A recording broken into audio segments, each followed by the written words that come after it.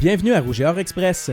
Nous venons de vivre une semaine bien spéciale puisque l'Université Laval était l'hôte de la Coupe Vanier ArcelorMittal présentée par Promutuelle Assurance. Les festivités ont débuté par le banquet des étoiles canadiennes financières Sun Life présenté par Mallette. Le joueur de ligne défensive du Rouge et Or, Mathieu Betts, y a remporté jeudi le trophée Peter Gorman remis à la recrue de l'année au Canada. Betts succédait ainsi à son coéquipier Hugo Richard qui avait raflé le titre l'an dernier. C'est très émouvant. Je suis extrêmement fier évidemment avec les autres candidats qui étaient là avec moi. Je pense que c'est tout à l'honneur du Rouge et Or, autant au niveau de la soirée de ce soir, c'est une organisation en plus. Fait que je pense que les crédits vont à toute l'organisation aussi. Je pense que ça va donner une belle image à l'équipe surtout. 12 557 personnes ont assisté au match présenté samedi au Stade TELUS Université Laval, une partie qui s'est décidée sur le dernier jeu du match quand les Thunderbirds ont réussi le placement victorieux pour vaincre les Carabins 26-23. Le coprésident du comité organisateur de la Coupe Vanier ArcelorMittal présentée par Promutuelle Assurance, Gilles Lépine, était plus que satisfait du succès de l'événement.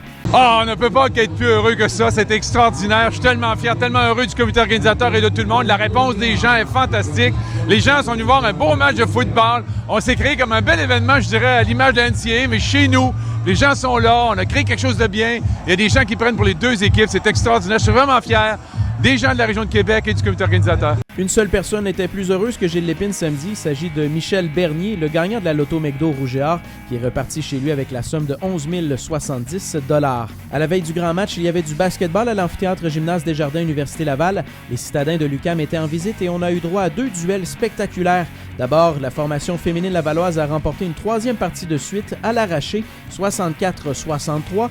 Raphaël Côté a marqué le panier qui a fait la différence avec 3 secondes à jouer. Le Rouge et Or a maintenant une fiche de 3-1 à égalité en tête du classement du RSEQ. On s'est bien battu, je pense qu'on a super bien lancé du field, fait que ça a fait en sorte qu'on était capable de prendre les devants tôt dans le match puis de survivre un petit peu. C'est une équipe qui est très expérimentée, beaucoup de filles plus vieilles, donc je suis très, très satisfait de l'effort. Les basketteurs du Rouge et Or ont de leur côté assez bien joué pour gagner, mais pas assez pour vaincre les citadins. En avant par 5 points après 3 quarts, les hommes de Jacques Paiement Jr. ont malheureusement flanché dans le dernier engagement, pavant la voie à un gain de 86-82 de l'UQAM.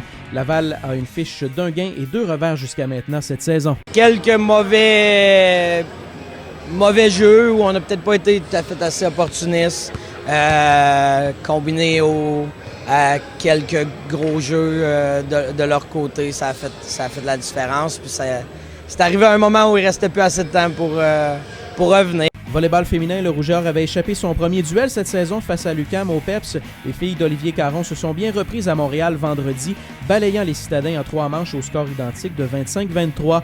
Alyssa Fields et Alice Cloutier ont mené la charge avec 9 attaques marquantes chacune. Badminton, la saison parfaite du Rouge et Or se poursuit. Lors de la compétition par équipe masculin et féminin de l'Université de Montréal ce week-end, les hommes ont gagné leurs 6 parties et les femmes ont remporté leurs 5 duels pour demeurer tous les deux invaincus cette année. Comme d'habitude, Maxime Marin et Stéphanie Paquenam ont montré le chemin, mais Julien Derry s'est également démarqué, défaisant le meilleur joueur de simple de la Ligue, Alan Sheckman de McGill, pour confirmer le premier rang au Rouge et Or. Cette prestation a d'ailleurs valu à Julien Derry le titre d'étudiant athlète Rouge et Or, le groupe Sport Interplus de la semaine. Chez les femmes, les 25 points de Gabrielle Girard dans la victoire de l'équipe de basketball sur l'UQAM ont pesé lourd dans sa sélection. Le calendrier du Rouge et Or est beaucoup plus tranquille cette semaine. L'équipe masculine de basketball disputera sa dernière partie avant le congé des fêtes face au Redmond de McGill à Montréal vendredi soir. Puis, en cheerleading, place à la première compétition de la saison du RSEQ samedi à Saint-Hyacinthe.